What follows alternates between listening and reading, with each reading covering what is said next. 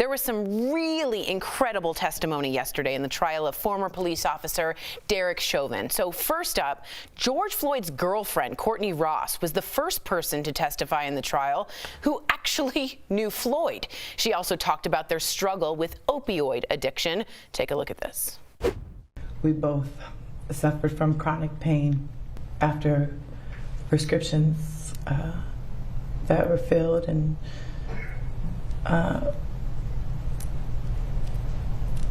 we got addicted and tried really hard to break that addiction. Another person to testify yesterday, and this is very important, was Derek Chauvin's former supervisor. The sergeant, who had since retired, told jurors that officers could have stopped restraining George Floyd much sooner than they did. Take a look. Do you have an opinion as to when the restraint of Mr. Floyd should have ended in this encounter? Yes. What is it?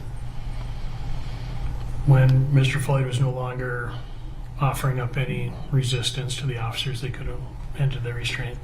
And that was after he was handcuffed and on the ground and no longer resistant? Correct. This is actually really important. We've been covering the Chauvin trial for a week now. We're going to be bringing in all sorts of experts to discuss what's going on. Today, though, we're joined by NPR's TV critic, Eric Deggans. So honored to have him. He's also author of the book, Race Baiter: How the Media Wields Dangerous Words to Divide a Nation.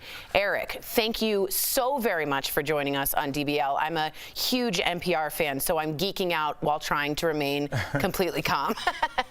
It's good to see you. But well, we appreciate it. Absolutely. We want to know, what did you think when you heard this testimony yesterday? Is it a big deal that Chauvin's former supervisor testified against him?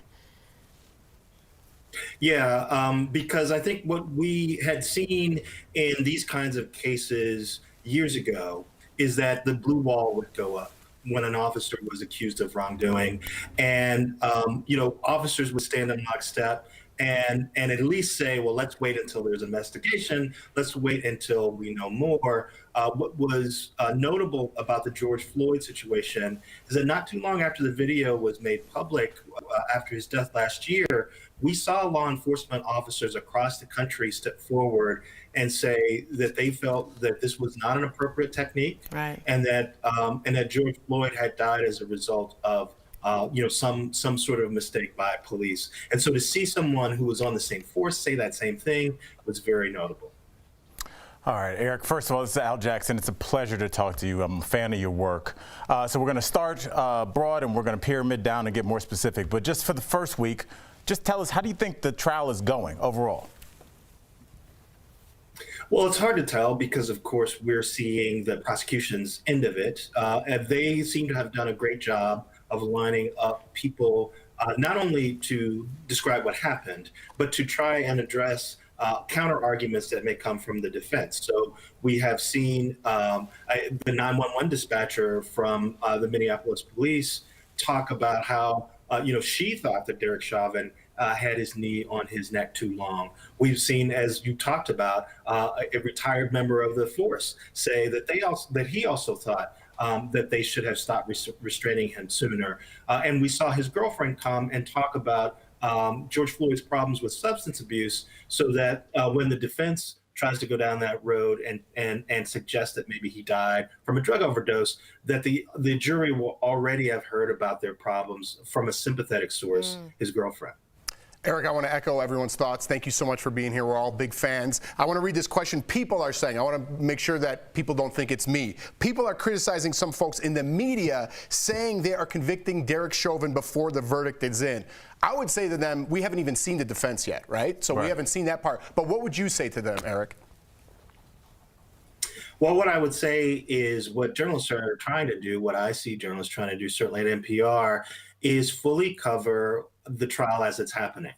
And when the trial began and there was an opening statement from both sides, certainly at NPR, we covered both of those statements as well as we could and made sure that our audience could hear from both of them.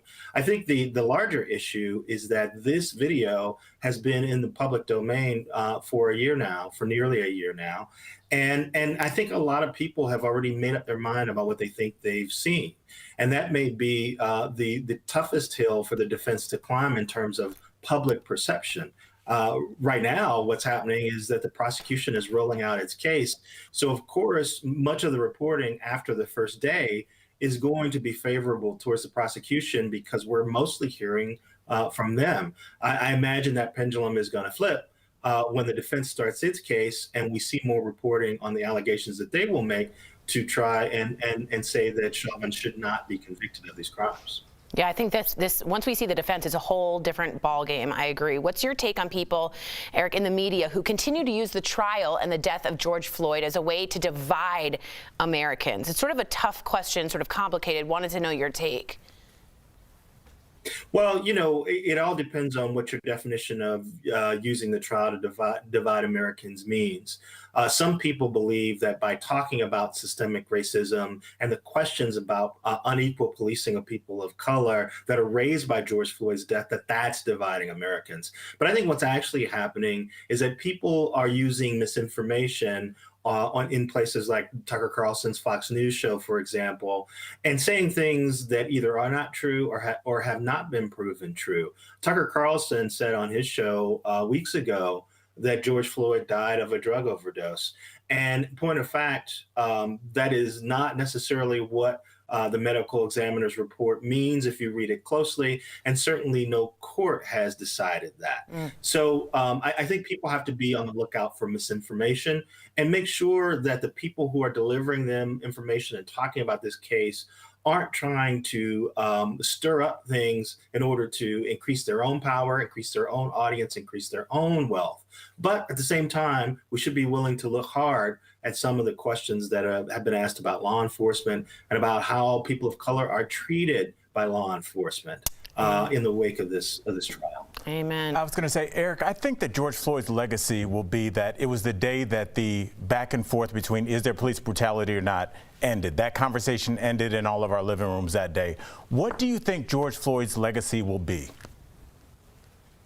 Well, I'm not sure that conversation has ended because there is a corner of media where they are saying, Chauvin may have been a bad apple, but most of law enforcement don't do what he did. And now, as I said, there are corners of media where people are saying that George Floyd didn't die because of that knee on his neck, that he died because of a drug overdose or because of a heart ailment. So I think the jury's out on what a large portion of Americans will believe.